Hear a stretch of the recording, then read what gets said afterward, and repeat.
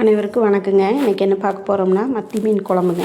அதுக்கு வந்து 1 spoon குருமிளகு, 1 spoon சீரகம், 1/4 டீஸ்பூன் வெந்தயம், 2 ஸ்பூன் வரமல்லிங்க, ஒரு 50 சின்ன வெங்காயம், 7 பல் பூண்டு, 1/4 மூடி தேங்காய் பூங்க, ஒரு தக்காளிங்க, அது கூடங்க 7 வரமிளகாய்ங்க, காரத்துக்கு தகுந்தது போல். இதையெல்லாமுங்க ஒரு வடை சட்டியில் சீரகம், குருமிளகு, வரமல்லி, வெந்தயத்தை, வரமிளகாய் இதையெல்லாம் வெறும் வடை சட்டியில் சேர்த்திட்டுங்க 1 ஸ்பூன் எண்ணெய் சேர்த்திக்கலாங்க.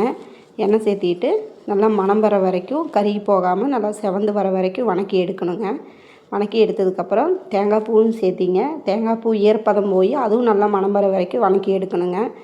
வணக்கி எடுத்துட்டு அதை ஒரு மிக்ஸி ஜாரில் சேர்த்திக்கலாங்க.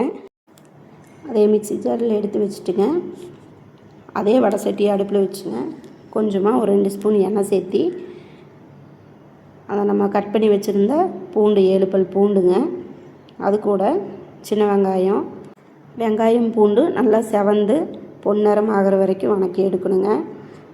அது நல்லா வணங்கி வந்ததுக்கப்புறம் அது கூட ஒரே ஒரு தக்காளிங்க, அதையும் பொடியாக கட் பண்ணிங்க.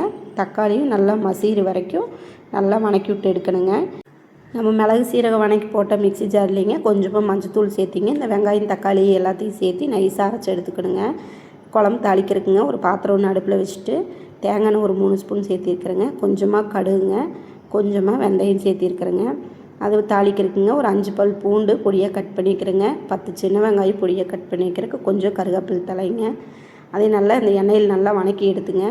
புளி வந்து பெரிய நெல்லிக்காய் சைஸ் அளவு புளி ஊற வச்சுருந்துங்க. அந்த புளியை கரைச்சி எடுத்துங்க. இந்த புளி தண்ணியை வந்துங்க அந்த பாத்திரத்தில் சேர்த்திக்கலாங்க. கொஞ்சமாங்க உப்பு போட்டு இந்த புளித்தண்ணி வந்து நல்லா புளி பச்சை வாசம் போகிற அளவுக்கு நல்லா கொதிக்கணுங்க. அது வரைக்கும் நல்லா கொதிக்கிற வரைக்கும் விட்டுட்டுங்க நம்ம அரைச்சி வச்ச மசாலா பேஸ்ட்டு அதுக்குள்ளே சேர்த்திக்கலாங்க.